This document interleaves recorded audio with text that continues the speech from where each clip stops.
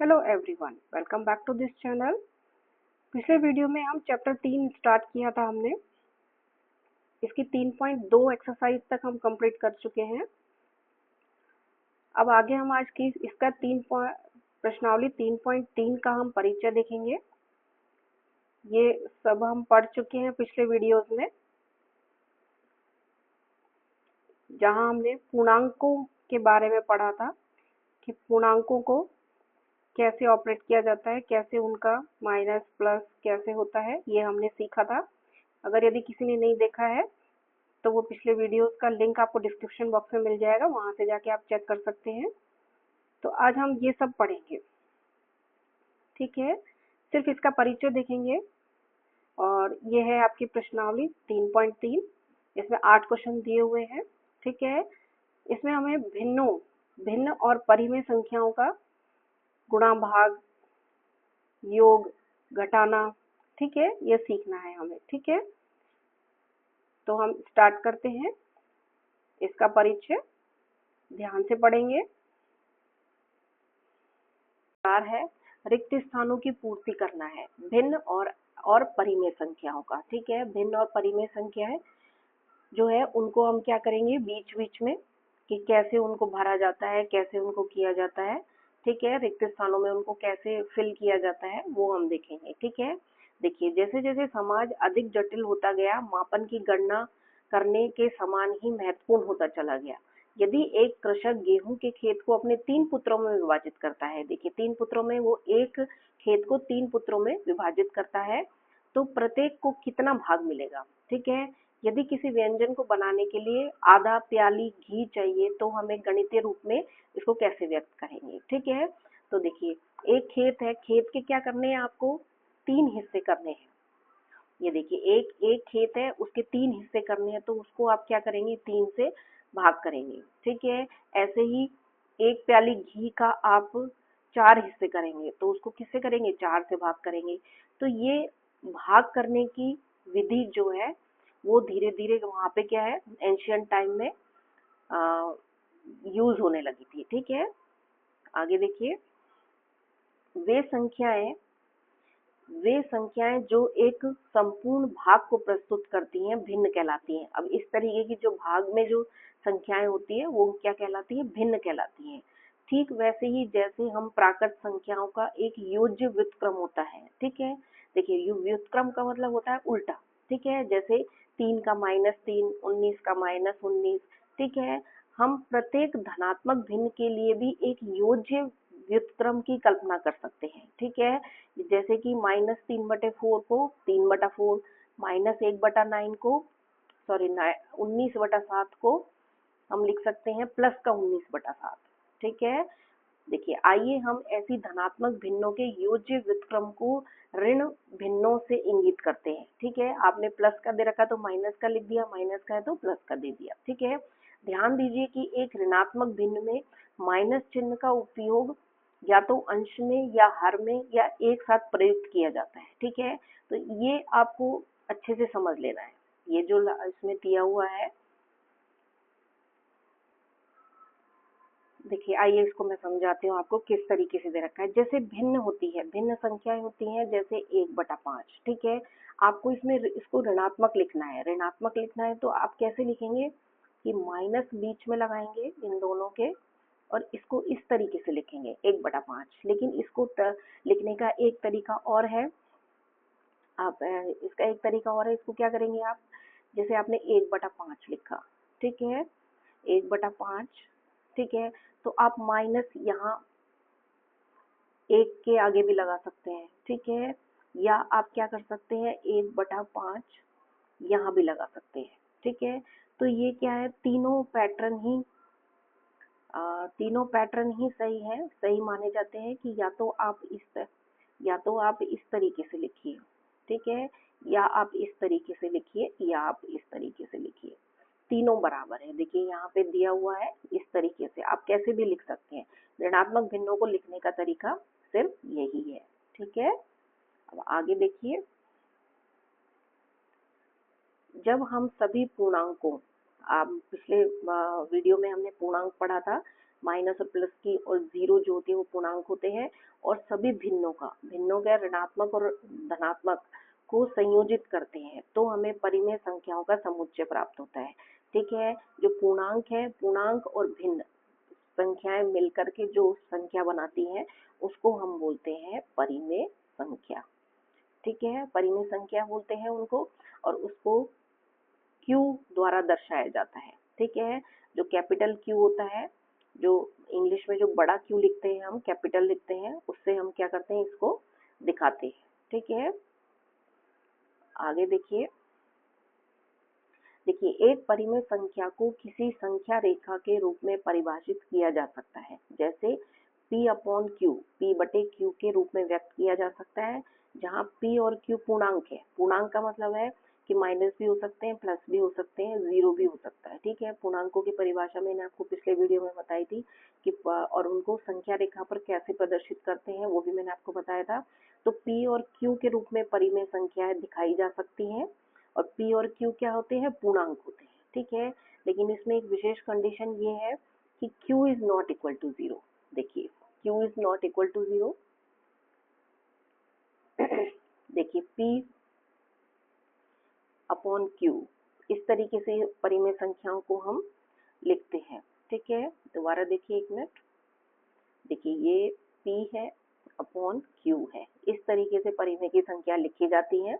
ठीक है, जहाँ P और Q क्या है, इंटीजर या पूर्णांक बोल लीजिए। पूर्णांक का मतलब है माइनस, प्लस और जीरो तीनों हो सकता है, लेकिन इसमें एक विशेष कंडीशन है जो आपको ध्यान रखनी है कि Q जो है वो कभी भी जीरो के बराबर नहीं होगा। इसका मतलब ये है कि जो भी हर में जो भी आपको डिजिट दिया हुआ है, जो भी संख्या दी हुई है आपको, वो जीरो के बराबर नहीं होगी। ठीक है, जीरो के बराबर क्यों नहीं होगी, कि जैसे हम 1/0 कर दें, ठीक है, तो ये एक अपरिभाषित संख्या आ जाती है हमारे पास, जिसको कि हम परिभाषित नहीं कर सकते हैं। ठीक है, तो इसीलिए उसने बोला है कि ये कभी भी क्या होगा, जीरो नहीं होगा। ठीक है, तो ये एक अपरिभाषित नंबर आ जाता है अपने पास। ठीक है, तो परिमेय संख्याओं का सबसे विशेष कंडीशन ये है कि ये कभी भी Q हर जो है वो कभी भी जीरो नहीं होगा। ठीक है, आया आपको समझ में। देखिए आगे देखिए, सोचिए और विचार कीजिए। देखिए, क्या आप परिमेय संख्या की परिभाषा में निहित Q is not equal to zero, Q zero के बराबर नहीं होगा की आवश्यकता की व्याख्या कर सकते हैं। देखिए मैंने आपको बताया था कि यदि Q जीरो हो जाएगा तो वो क्या होगी, एक अपरिभाषित संख्या हो जाती है। ठीक है, आया आपको समझ में। तो ये हमने पढ़ लिया है, ये विशेष कंडीशन है, आपको हमेशा याद रखना है। परिमेय संख्या जब भी पूछेंगे तो आप हमेशा हर नॉट इक्वल टू जीरो, हर को जीरो के बराबर नहीं लिखेंगे। ठीक है, नेक्स्ट देखिए, इस स्तर पर हमें आवश्यक रूप से कुछ महत्वपूर्ण अवलोकन करने चाहिए। ठीक है, इसमें कुछ पॉइंट दे रखे हैं आपको। ठीक है, 4 पॉइंट दे रखे हैं जिनको हमें ध्यान से पढ़ना है। ठीक है, सभी परिमेय संख्याओं को P/Q के रूप में लिखा जा सकता है, जहां P और Q पूर्णांक है और Q is not equal to zero है। ठीक है, तो ये आपसे कहना चाह रहा है कि कोई भी परिमेय संख्या हो, परिमेय संख्या को हमेशा इस तरीके से डिनोट करते हैं, इस तरीके से लिखा जाता है, या यूं बोल दीजिए अंश और हर वाली जो भिन्नों वाली संख्याएं होती है उनको हम क्या बोलते हैं, परिमेय संख्या। तो इसको हम इस तरीके से लिख सकते हैं। ठीक है, इसी तरीके से लिखाना है। जैसे उदाहरण के लिए देखिए, आगे पढ़िए। उदाहरण के लिए 5 और -10 को क्रमशः 5/1 और -10/1 के रूप में लिखा जा सकता है। ठीक है, इसका आशय यह है कि परिमेय संख्याओं में प्राकृत संख्याएं, पूर्ण संख्याएं और पूर्णांक भी सम्मिलित होती है। ठीक है, आगे आपको समझ में नहीं आया, देखिए मैं आपको बताती हूँ। देखिए, परिमेय संख्याएं जो होती है P/Q के रूप में होती है, ये P/Q के रूप में होती है परिमेय संख्याएं। अब इसमें क्या होगा, देखिए ये पूर्णांक है, ये पूर्णांक है। ठीक है, तो पूर्णांक इसमें आ जाते हैं इस परिमेय संख्याओं में। एक तो पूर्णांक, एक तो नेचुरल नंबर भी आ गए। नेचुरल नंबर से मतलब है कि एक मिनट, नेचुरल नंबर्स में प्राकृत संख्याएं जिनको हम बोलते हैं। तो परिमेय संख्याएं जो होती हैं वो प्राकृत संख्याओं से, जिसको हम n से डिनोट करते हैं, जो कि हमारी काउंटिंग होती है 1 2 3 4। इसी तरीके से पूर्णांक होते हैं, सॉरी पूर्ण संख्याएं होती हैं जो कि 0 से स्टार्ट होती हैं। ठीक है, वो परिमेय संख्याओं में आता है।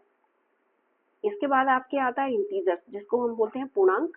पूर्णांक होते हैं माइनस प्लस वाली संख्या है और जीरो, उसको हम बोलते हैं पूर्णांक, ठीक है। तो p अपॉन क्यू में ये सारी संख्याएं आ जाती हैं, मतलब परिमेय संख्याओं में जो होता है, परिमेय संख्या में इसका आशय यह है कि परिमेय संख्याओं में प्राकृत संख्याएं, पूर्ण संख्याएं और पूर्णांक भी सम्मिलित होते हैं, ठीक है। आया आपको समझ में? अगर नहीं आता है तो आप डिस्क्रिप्शन, सॉरी, कमेंट्स बॉक्स में लिख के दीजिए, आपको हम समझाएंगे दोबारा, ठीक है। परिमेय संख्याओं का p अपॉन क्यू के रूप में, जहाँ p और q पूर्णांक है, q not equal to zero हो। निरूपण अद्वितीय नहीं होता है, मतलब एक ही तरीके का नहीं होता है। उदाहरण के लिए देखिए, जैसे माइनस का 1/3 है, माइनस का 1/3 को हम लिख सकते हैं माइनस का 2/6, माइनस का 3/9, माइनस का 10/3, आगे इस तरीके से। देखिए ये कैसे कैसे लिखा जाता है, ये आप इसको क्या कर सकते हैं, जैसे 1/3 है, ये देखिए 1/3 है, ठीक है। इसको अंश और हर को मैं यदि 2 से मल्टीप्लाई कर दूं तो ये 2/6 आ जाएगा, ठीक है। इसी तरीके से मैं यदि 1/3 को 1/3 को मैं यदि मैं 9 से मल्टीप्लाई कर दूं तो ये आ जाएगा 9/27, ठीक है। अब देखिए इसको यदि सिंपलेस्ट फॉर्म में चेंज करना हो तो हम क्या करेंगे, 9 से डिवाइड करेंगे इसको और इसको, तो ये आ जाता है सिंपल फॉर्म में, ठीक है। तो ये यही इसमें कहना चाह रहा है कि अद्वितीय नहीं होता है परिमेय संख्याओं को, परिमेय संख्या को हम किसी भी तरीके से लिख सकते हैं, ठीक है। जैसे -1/3 को आपने क्या किया, दोनों अंश और हर को 2 से मल्टीप्लाई कर दिया तो ये आ गया। इसी -1/3 को दोनों अंश और हर को 3 से मल्टीप्लाई कर दिया तो ये आ गया। 10 से मल्टीप्लाई कर दिया तो ये आ गया। इस तरीके से होता है, ठीक है। तो ये कहलाती है हमारी, ये समतुल्य परिमेय संख्या है, समतुल्य की जिनको हम बोलते हैं। यह तथ्य हमने दी गई एक भिन्न अंश और हर के मध्य भी सार्व गुणनखंड को विभाजित करने की स्वतंत्रता देता है, ठीक है। आप अंश और हर को क्या है, एक ही संख्या से क्या कर सकते हैं, आप डिवाइड कर सकते हैं, भाग कर सकते हैं, ठीक है। परिणामी भिन्न इस स्थिति में अपने मूल भिन्न के समतुल्य होता है। देखिए जैसे जैसे 12/30 है, 12/30 को हम कैसे लिख सकते हैं, 2/5 क्यों लिख सकते हैं, क्योंकि 12 को यदि 12/30, देखिए ये है 12/30 है, ठीक है। इस 12/30 को मैं 6 से, एक कॉमन फैक्टर हम लेंगे, ठीक है। इसको हम भाग करेंगे 6 से और इसको भी भाग करेंगे हम 6 से, ठीक है। तो ये आपका आ जाएगा 2/5, ठीक है। सेम डिजिट से, सेम संख्या से आपको अंश और हर दोनों को भाग करना है, तो ठीक है। तो ये और ये, देखिए मैं एक बार बता देती हूँ आपको, 1 मिनट। ये वाली संख्या और ये क्या कहलाती है, समतुल्य कहलाती है। इसको इस तरीके से लिखा जा सकता है और इसको इस तरीके से लिखा जा सकता है, ठीक है, दोनों तरीके से। तो ये समतुल्य कहलाती है, ठीक है। देखिए देखिए ये आपको बोल भी रहा है, यहाँ हमने अंश और हर में दोनों को 6 से विभाजित किया है, ठीक है, उसका भाग दिया है 6 का।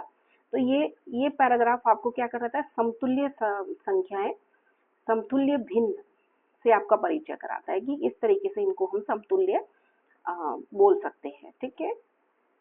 तो इस तरीके का क्वेश्चन आपकी एक्सरसाइज में है। नेक्स्ट देखिए, एक सामान्य समझ यह है कि जब हम कहते हैं कि P अपॉन Q एक परिमेय संख्या है, यहाँ या जब हम P अपॉन Q को एक संख्या रेखा पर दर्शाते हैं तो हम मानते हैं कि Q is not equal to 0 और यह भी मानते हैं कि P और Q एक के अतिरिक्त कोई भी सार्व गुणनखंड नहीं है, ठीक है। इसका मतलब है कि P और Q जो है सह-अभाज्य है, ठीक है। आया आपको समझ में कि ये सिर्फ एक से भाग कर सकते हैं हम दोनों को, P अपॉन Q को।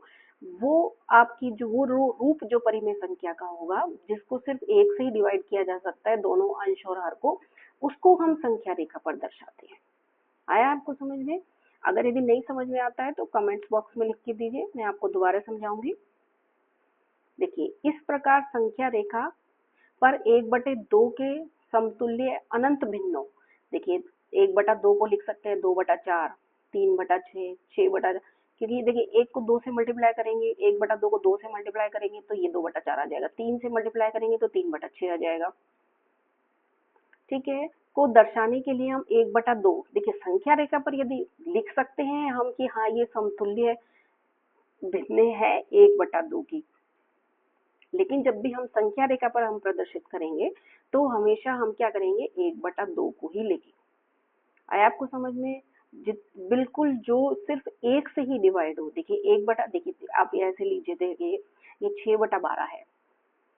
6 अगर संख्या रेखा पर आपको प्रदर्शित करना हो इस तरीके से, जैसे ये 0 होता है, इधर की साइड पॉजिटिव संख्याएं होती है सारी, इधर की साइड नेगेटिव संख्याएं होती हैं सारी, ठीक है। तो आप 6/12 को आप इसमें प्रदर्शित नहीं कर सकते, आप प्रदर्शित करेंगे 1/2 को। क्यों प्रदर्शित करेंगे? क्योंकि देखिए 6 को 6 से डिवाइड करेंगे और इसी तरीके से 12 को 6 से डिवाइड करेंगे तो आपके पास आ जाएगा 1/2, ठीक है। देखिए मैं आपको दोबारा बता देती हूँ इसमें, ये देखिए 6/12 है, ठीक है। इसमें आप क्या करेंगे, 6 को डिवाइड करेंगे 6 से, नीचे हर को भी डिवाइड करेंगे 6 से, तो ये आपके पास आ जाएगा 1/2। देखिए अब इसको आगे हम सरल नहीं कर सकते हैं, नहीं कर सकते ना, क्योंकि ये 1 भी नहीं डिवाइड होगा किसी से, 2 भी नहीं डिवाइड होगा, ठीक है। तो जब भी वो संख्या रेखा पर प्रदर्शित करने के लिए बोलेगा तो आपको सबसे सिंपलेस्ट फॉर्म, सबसे सरल संख्या जो भिन्न की है वो आपको संख्या रेखा पर प्रदर्शित करनी है। ये इस पैराग्राफ में आपको बोल रहा है कि देखिए इन सब संख्याओं में से आपको क्या लेना है, सिर्फ 1/2, सिर्फ संख्या रेखा पर प्रदर्शित करने के लिए, ठीक है। आगे देखिए,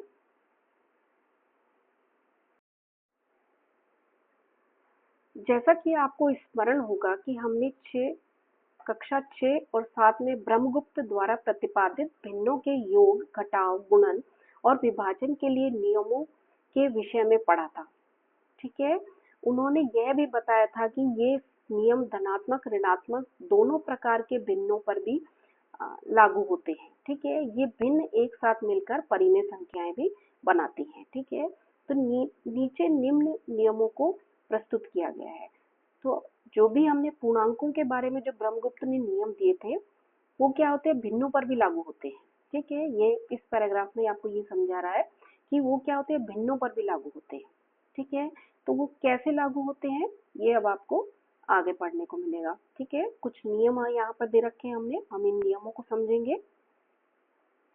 तो सबसे पहला नियम है समतुल्यता का, ठीक है। देखिए मैंने आपको अभी समझाया था कि समतुल्यता, अंश और हर को आप यदि एक ही डिजिट से या एक ही संख्या से आप मल्टीप्लाई कर लेते हैं तो रिजल्ट में जो आंसर में जो आपका रिजल्ट आएगा गुणा करने के बाद, वो भी क्या होती है, एक परिमेय संख्या होंगी और वो दोनों क्या कहलाएंगी, समतुल्य संख्याएं कहलाती हैं, ठीक है। तो यहाँ कैसे इसने आपको दिखा रखा है कि समतुल्यता, देखिए दो परिमेय संख्याएं a/b और c/d समतुल्य होती हैं यदि a और ad बराबर होता है bc। ये देखिए कैसे आया, मैं आपको बताती हूँ। ये देखिए उसने दिया है आपको a/b, ठीक है, और c/d, ये समतुल्य कहलाती हैं। आप इसको कैसे पहचान सकते हैं कि ये समतुल्य है कि नहीं? आप क्या करेंगे, इसको यहाँ से इसको इस तरीके से आप क्रॉस मल्टीप्लिकेशन करेंगे, इस तरीके से। आया आपको समझ में कि आपको a को d से मल्टीप्लाई करना है, a को d से मल्टीप्लाई करना है, फिर b को c से मल्टीप्लाई करना है, b को c से मल्टीप्लाई करना है। ये दोनों क्या आने चाहिए, बराबर आने चाहिए। आया आपको समझ में? देखिए मैं आपको एक बार और इसमें क्लियर कर देती हूँ, थोड़ा डिजिट ले लेते हैं, हम डिजिट लेके चलेंगे। जैसे कि 1/3 है, ठीक है, और फिर आपके पास है 3/9, ठीक है। अब वो आपसे बोलता है कि ये क्या समतुल्य है? तो समतुल्य का जो नियम है वो क्या है कि आप क्या करेंगे, 1 को 9 से मल्टीप्लाई करेंगे, ठीक है, और 3 को इस 3 से मल्टीप्लाई करेंगे। देखिए 9 को हम मल्टीप्लाई करेंगे 1 से, इसको हम वज्र गुणा बोलते हैं, और 3 को मल्टीप्लाई करेंगे हम 3 से, तो ये क्या आना चाहिए, बराबर आना चाहिए। देखिए 9 को 1 से मल्टीप्लाई करूंगी तो 1 आएगा, 3 को 3 से मल्टीप्लाई करूंगी तो ये क्या आएगा, 9 आएगा। अब ये दोनों बराबर आए कि नहीं आए? इसीलिए हम बोल सकते हैं कि क्या बोल सकते हैं कि 1/3 और 3/9 जो है वो एक समतुल्य संख्याएं हैं। ठीक है, ये आपको इस पॉइंट में आपको वो यही बोल रहा है कि दो परिमेय संख्याएं a/b और c/d समतुल्य होती हैं यदि a और d को मल्टीप्लाई करो, b और c को मल्टीप्लाई करो, तो ये दोनों क्या होनी चाहिए, बराबर। देखिए अब नेक्स्ट पॉइंट हम पढ़ते हैं।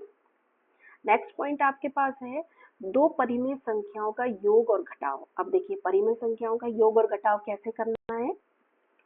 सर्वप्रथम दो परिमेय संख्याओं को a/b और c/b को भिन्नों के रूप में व्यक्त करते हैं। ठीक है, जो भी दो परिमेय संख्या उन्हें आप भिन्न रूप में लिख लीजिए जिनमें हर समान होगा। देखिए समान b समान है हर में, देखिए a में भी b है हर और c/b में भी हर क्या है, b है। तो नीचे की जो हर होता है वो समान होना चाहिए। इसके उपरांत ही हम क्या कर सकते हैं, इन नियमों का पालन कर सकते हैं। कैसे कर सकते हैं, देखिए क्या करेंगे हम, ये जो b है, नीचे का b है उसको हम हर में लिखेंगे और ऊपर जो a और c है वो क्या होंगे, प्लस हो जाएंगे। ठीक है, अभी आप इसमें देखिए, मैं आपको फिर बताती हूँ। देखिए इसी तरीके से माइनस में है, आपको जो हर में जो समान संख्या दे रखी है वो उसको यहाँ लिख देना है और ऊपर जो अंश में दे रखा है उसको आपको यहाँ लिख देना है। ठीक है, ये देखिए मैं आपको एक एग्जांपल लेके बताती हूँ। जैसे 1/4 है प्लस 6/4 है, वो ये बोल रहा है कि आपको इसको प्लस करना है। प्लस करना है तो हम देख रहे हैं कि क्या है, इन दोनों का हर क्या है, बराबर है। तो आपको क्या करना है, पहले आपको हर में 4 ही लिख देना है क्योंकि दोनों का हर जो है वो 4 है और ऊपर जो भी अंश में दे रखा है साइन जो प्लस दे रखा है वो भी आपको वही लगाना है जो दिया हुआ है। ठीक है, और जो ऊपर अंश में जो संख्याएं दे रखी है वो लिखना है। ठीक है, तो ये आपका आ गया 7/4। आया आपको समझ में कि परिमेय संख्याओं को भिन्नों वाली संख्याओं को हम कैसे प्लस करते हैं, इस तरीके से प्लस करते हैं जिनका हर समान होगा। ठीक है, अगर आने वाले प्रश्नों में हर समान नहीं होगा तो हम उसको समान बना लेंगे। ठीक है, वो मैं आपको आगे बताऊंगी कि कैसे बनाना है। अब देखिए एक आपके पास है 3/5 माइनस का 1/5, यही नियम क्या होगा आपका, माइनस में भी लागू होगा। देखिए अंश दोनों सॉरी हर बराबर दे रखे हैं 5, तो आपको हर में 5 ही लिख लेना है और अंश में जो दिया हुआ है उसको आपको ऐसे कैसा लिख लेना है। ठीक है, तो ये आपके पास आ गया 2/5।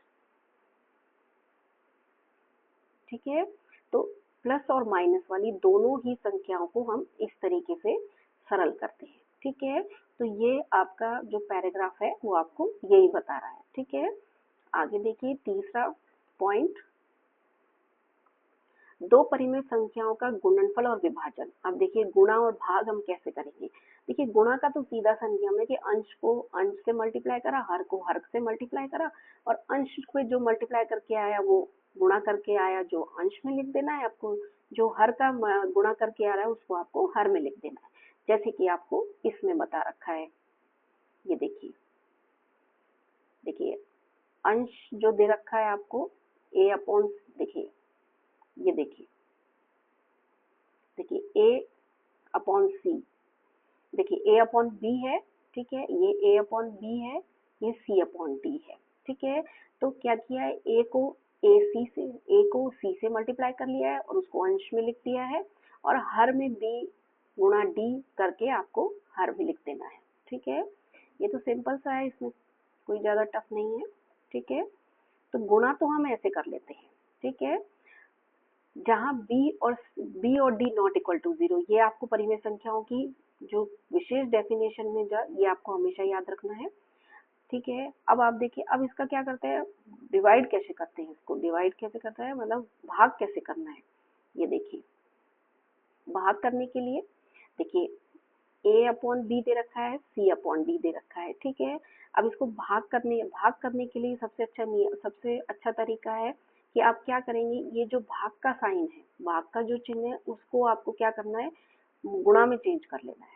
ठीक है, देखिए इसमें भाग को गुणा में चेंज कर लिया है, सबसे पहले आपको ये करना है और फिर क्या करना है कि ये जो पहली संख्या है, ये जो पहली डिजिट है, पहला जो संख्या है उसको तो ऐसा का ऐसा लिखना है। ठीक है, और ये जो इसका दूसरा है C/D, ठीक है, इसको आपको क्या कर देना है, इसको आपको उल्टा कर देना है। देखिए ध्यान से देखिए, C/D है, इसको हमने लिख दिया है D/C, मतलब अंश को हर में लिख दिया है, हर को अंश में लिख दिया है, ठीक है। आया आपको समझ में? पहले आपको साइन चेंज करना है, भाग का गुणा में करना है, पहली संख्या ऐसे कैसे लिखनी है, उसके बाद दूसरी संख्या को क्या करना है, आपको उल्टा कर देना है, ठीक है। अब उल्टा करने के बाद अब देखिए ये गुणा में चेंज हो गया, तो ये जो हमने गुणा करना सीखा है उसी नियम से हम इसको गुणा कर देंगे, अंश को अंश से गुणा करके यहाँ पे अंश में लिखेंगे, हर को हर से मल्टीप्लाई करके यहाँ लिख देंगे, ठीक है। आया आपको समझ में? तो ये है आपका विभाजन का नियम, ठीक है। ये आपका हो गया विभाजन का नियम, जहाँ आपको विशेष ध्यान रखना है कि बी हर कभी भी आपका क्या होगा, 0 नहीं होना चाहिए, ठीक है, किसी भी रूप में, ठीक है। अब आगे देखिए, एक लास्ट पॉइंट है आपका, ये पॉइंट है 4। उपरोक्त अंगगणितीय नियमों के अनुसार, उपरोक्त अंगगणितीय नियमों के अनुसार योग गुणा दोनों क्रम विनिमय है, ठीक है। क्रम विनिमय का मतलब होता है कि आप डिजिट को, आप जो संख्याओं को वो बदल लीजिए तो उसका क्या है, कोई फर्क नहीं पड़ेगा। अब देखिए कैसे नहीं फर्क पड़ेगा, देखिए देखिए A/B plus C/C plus D, ठीक है। तो इसको मैंने इसको क्या लिख दिया है, इसको इस तरीके से लिख दिया, ध्यान से देखिए कि C/D को पहले लिख दिया है, A/B को बाद में लिख दिया है, जैसे कि 2 + 5 होता है, सिंपल सी प्राकृत संख्या है, हम लेंगे तो इसको मैं ये भी इस तरीके से लिख दूं, ठीक है। तो ये कहलाती है क्रम विनिमयता, ठीक है। तो यही क्रम विनिमयता क्या होती है कि आपके परिमेय संख्याओं में भी लागू होती है, ठीक है। ये तो हो गई योग के लिए, ठीक है। अब गुणन के लिए भी ये क्रम विनिमय होती है, आप इसकी जगह चेंज कर सकते हो, ठीक है। तो तथा ये बंटन नियम के अनुसार करते हैं, तथा बंटन नियम के, बंटन का क्या मतलब है, बांटना। कैसे बांटना है, देखिए इसमें बहुत अच्छे से दे रखा है, P, A, P, Q और R परिमेय संख्या हो, ठीक है। इसमें दे रखा है आपको P, Q, R, आपको लगेगा कि प्राकृत संख्या है या बिना भिन्नों वाली संख्या दे रखी है, लेकिन इसे मानने के लिए बोल दिया है कि P, Q, R परिमेय संख्या है, मतलब भिन्नों वाली संख्या है। तो उसको हम क्या करेंगे, इस तरीके से यदि दिया होगा तो उसको हम इस तरीके से लिख सकते हैं, देखिए कैसे होगा ये है आपके पास P, Q प्लस R, ठीक है।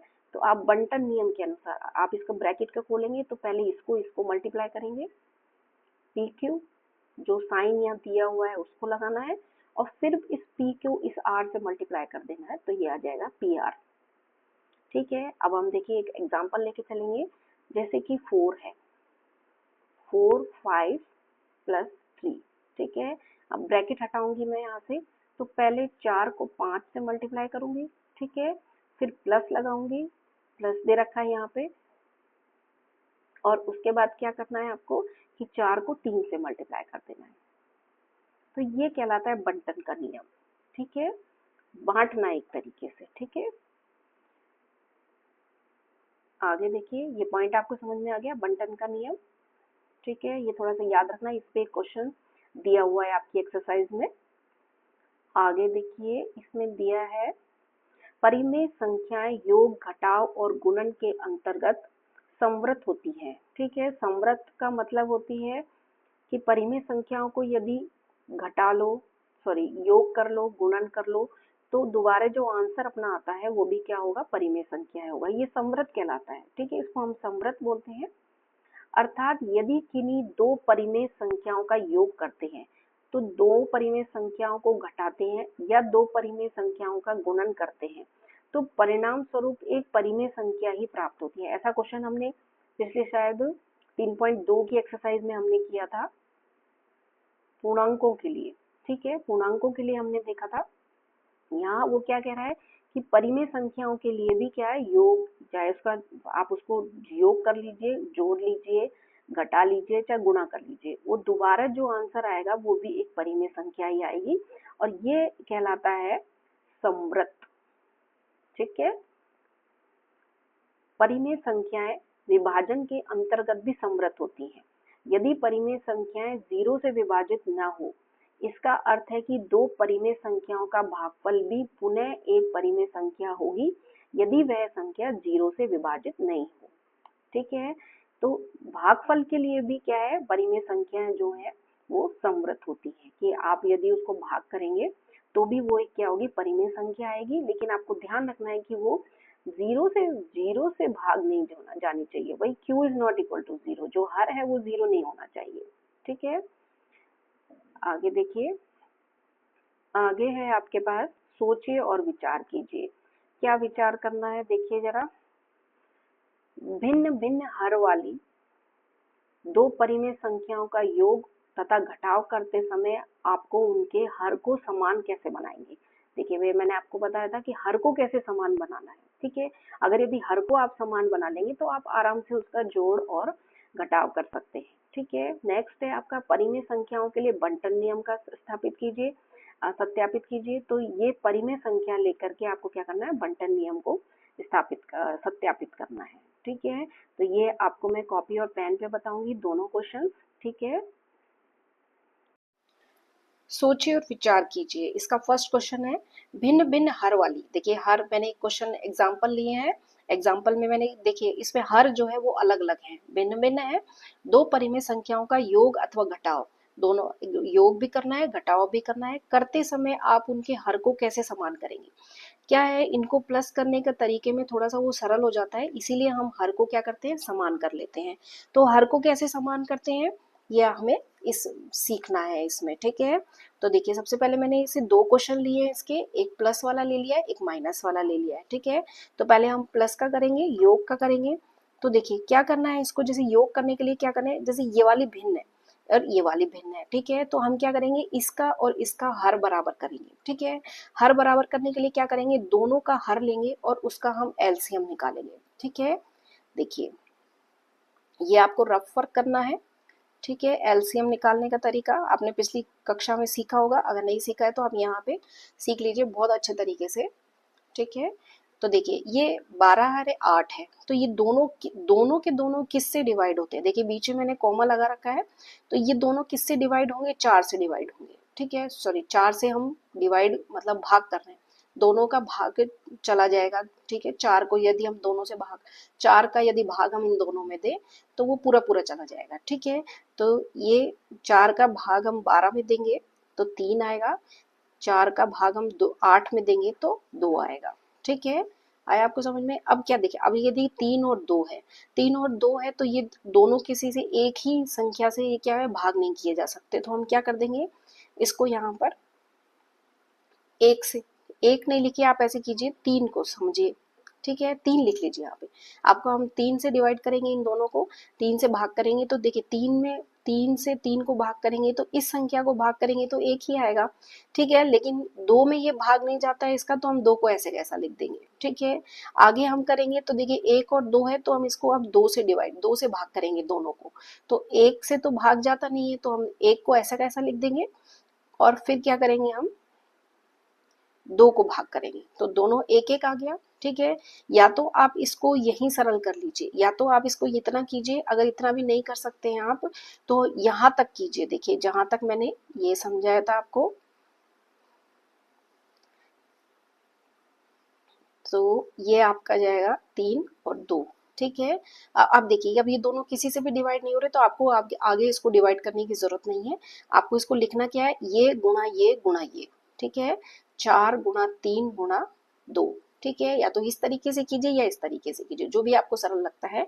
ठीक है, अब देखिए इसको और इसको और इसको मल्टीप्लाई करना है, तो इसको और इसको और इसको मल्टीप्लाई करेंगे हम, तो 6 और ये आपका आ जाएगा 24। ठीक है, तो आपका 8 और 12, 8 और 12 का जो एलसीएम है वो क्या आ गया, 24 आ गया। अब हम क्या करेंगे, ये जो आपको भिन्न वाली संख्या दे रखी है, दोनों को हम हर में क्या करेंगे, 24 लाना है हमें। 24 लाने के लिए क्या करेंगे हम, देखिए ध्यान से देखिएगा, ये इस तरीके से लिखना है। आपको 12 को 24 में चेंज करना है, तो आप क्या करेंगे, 12 को 2 से गुणा करेंगे।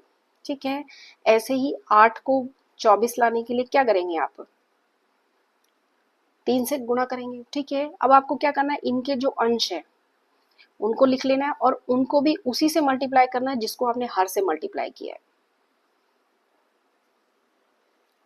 थोड़ा सा एक बार समझने में टिपिकल लगेगा, लेकिन एक बार समझ में आने के बाद अच्छे से इजी हो जाएगा, क्योंकि ये इजी हो जाता है मेथड। ठीक है, तो ये आपका आएगा 7 दूनी 14, नीचे नीचे गुणा करेंगे तो ये आएगा 24, ऊपर अंश को गुणा करेंगे तो 15, हर को गुणा करेंगे तो 24। ठीक है, आया आपको समझ में? अब देखिए ये दोनों हर बराबर हो गए, तो आपको बड़ी लाइन खींच के दोनों का नीचे हर लिख देना है और ऊपर क्या कर देना है, आपको दोनों अंश को प्लस कर देना है। ठीक है, तो ये आपका आ जाएगा 29/24। ठीक है, ये आपका आंसर हो गया। आया आपको समझ में? तो इस तरीके से आपको क्या करना है, हर को क्या करना है, बराबर कर लेना है, जिससे आप इसको आराम से सरल कर सके।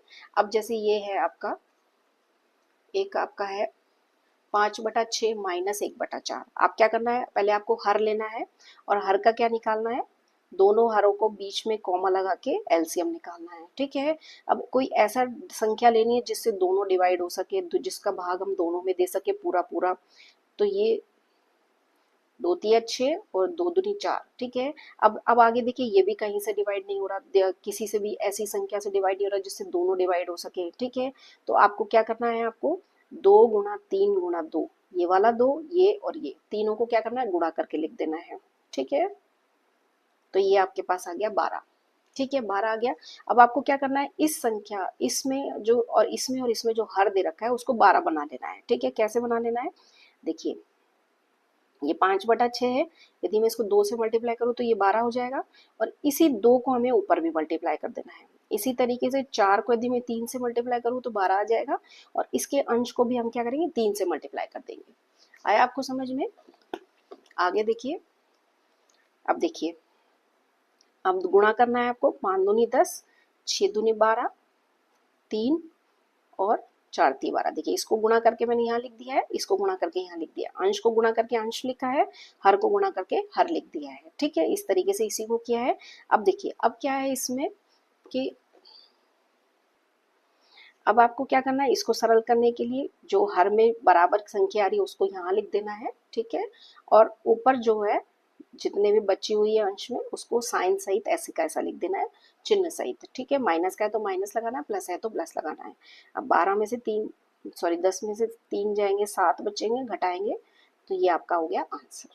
ठीक है, तो इस तरीके से हमें क्या करना है, हरों को क्या है, बराबर करना है। ठीक है, अब इसका नेक्स्ट क्वेश्चन देखिए, इसमें एक क्वेश्चन और है। नेक्स्ट क्वेश्चन है आपके, परिमित संख्याओं के लिए बंटन नियम को सत्यापित कीजिए। ठीक है, बंटन का नियम आपको सत्यापित करना है। बंटन का नियम हमने क्या देखा था, अभी हमने देखा था P Q प्लस R। ठीक है, ये बंटन का नियम था जिसको हमने P को Q से गुणा किया था, जो साइन है वो साइन लगाया था, जो चिन्ह है वो दे रखा है, और Q को R से मल्टीप्लाई किया था। ठीक है, एक बार इससे किया था, एक बार इससे, इसको इससे कर दिया था एक बार, फिर इसको इससे कर दिया था एक बार, तो ये हमारा कहलाता है बंटन। अब आपको क्या करना है कि परिमेय संख्याओं के लिए लेना है। ठीक है, परिमेय संख्याओं के लिए सत्यापित करने के लिए हम क्या करेंगे, कुछ नंबर लेंगे। जैसे P हमने ले लिया 2/3, Q हमने ले लिया 4/2, या आप इसको 1/2, ठीक है 4/2, और R आप ले लीजिए 5/2। ठीक है, इसको आप 3/2 कर लीजिए। ठीक है, इसको हम 3/2 ले लेते हैं। अब क्या करेंगे, देखिए ये बंटन का नियम है, तो ये LHS है, ये RHS है, तो हम पहले LHS लेंगे। LHS लेंगे, LHS में जो भी आपने PQR लिए वो इसमें रख दीजिए। P की जगह 2/3, Q की जगह 3/2, और R की जगह हमें लेना 5/2। ठीक है, अब देखिए दोनों का हर बराबर है, पहले हम ब्रैकेट को सरल करेंगे। दोनों का हर बराबर है तो दोनों का हर लिख लिया। ठीक है, ऊपर का अंश का ऐसे कैसे लिख देना है आपको। ठीक है, बाहर जो है वो ब्रैकेट के बाहर वो ऐसे कैसा चलेगा, वो गुणा में चेंज हो जाएगा। 5 और 3 इसको प्लस करेंगे तो 8 आएगा और 2 आएगा। ठीक है, अब देखिए गुणा है, गुणा का हमने सीखा है परिमेय संख्याओं का कैसे गुणा करते हैं। 2 को 8 से गुणा करेंगे और 3 को 2 से मल्टीप्लाई करेंगे। ठीक है। तो 8 दूनी 16 और 2 तिया 6। ये तो आपका आ गया LHS का आंसर। आंसर क्या आया है? 16/6 आया है, ठीक है। अब आप इसको और भी आगे भी सिंप्लीफाई कर सकते हैं। कैसे सिंप्लीफाई कर सकते हैं? देखिए, इसको मैं 2 से डिवाइड कर दूं, 16 को भी मैं 2 से डिवाइड कर दूं और 6 को भी मैं 2 से डिवाइड कर दूं। देखिए, डिवाइड करना हमने सीखा है, तो ये आ जाएगा आपका 8 और ये आपका आ जाएगा 3, ठीक है। तो LHS का आंसर आपके पास आ गया 8/3। अब हम लेंगे RHS। RHS में ये है, ठीक है। तो इसमें रखेंगे हम, ये हम लेंगे RHS। RHS में हम P की जगह लिखेंगे 2/3, ठीक है। सॉरी, RHS हमने लिया है, यहाँ लिख लेते हैं हम PQ प्लस PR, ठीक है। तो देखिए, P हमने लिया है 2/3, Q हमने लिया है 3/2, फिर P हमने लिया है 2/3 और R की जगह हमने लिया है 5/2। जो भी हमने डिजिट लिए हैं उनको हमने यहाँ लिख लिया है, ठीक है। अब इनको हम सिंपल सा सरल कर लेंगे। सरल करने के लिए देखिए पहले क्या करेंगे, ऐसा नहीं हो कि आप पहले प्लस करने बैठ जाए। ये बोडोमास रूल से ये ऑपरेट होगा। तो पहले हम मल्टीप्लाई करेंगे। तो देखिए, 3 अंश को अंश से मल्टीप्लाई करेंगे, हर को हर से मल्टीप्लाई करेंगे, ठीक है। फिर प्लस लगाएंगे, ऐसे ही 2 को 5 से मल्टीप्लाई करेंगे, 3 को 2 से मल्टीप्लाई करेंगे, ठीक है। अंश को अंश से मल्टीप्लाई करना है, हर को हर से मल्टीप्लाई करना है, ठीक है। तो ये आपके पास आएगा। देखिए, इसको मल्टीप्लाई करेंगे तो 6 आएगा, इसको मल्टीप्लाई करेंगे तो भी 6 आएगा, इसको करेंगे हम 10 आएगा, इसको हम करेंगे तो 6 आएगा, ठीक है। अब देखिए, हर इसमें दोनों में बराबर है, तो हर में आ जाएगा 6 और ऊपर अंश में जो भी है वो हम प्लस करके लिख देंगे। तो ये आ जाएगा हमारा 16/6। अब देखिए, इसको मैं फिर सरल सिंप्लीफाई कर लूंगी। तो इसको मैं 2 से डिवाइड करूंगी, दोनों को, अंश और हर को, ठीक है। तो आपके पास आ जाएगा 8/3। तो देखिए, LHS भी आपके पास 8/3 आया है और RHS भी आपके पास 8/3 आया है। तो ये क्या हो गया, बंटन का नियम जो है वो सत्यापित हो गया है, ठीक है। तो आपको यहाँ थोड़ा सा लिखना पड़ेगा। यहाँ आपको लिखना है LHS बराबर RHS, तो बंटन नियम सत्यापित होता है, ठीक है। कोई भी आप परिमेय संख्या ले लीजिए, उसको इस तरीके से बंटन का जो रूल है पी वाला, ये P Q plus R is equal to PQ plus PR, ठीक है। ये LHS लीजिए, RHS लीजिए और दोनों को बराबर कर लीजिए, ठीक है। तो ये बंटन का नियम आपका क्या है, सत्यापित हो जाता है, ठीक है। इस तरीके से इस एक्सरसाइज का परिचय हम खत्म कर चुके हैं। आगे हम नेक्स्ट वीडियो में हम इसके क्वेश्चंस देखेंगे। Okay, thank you.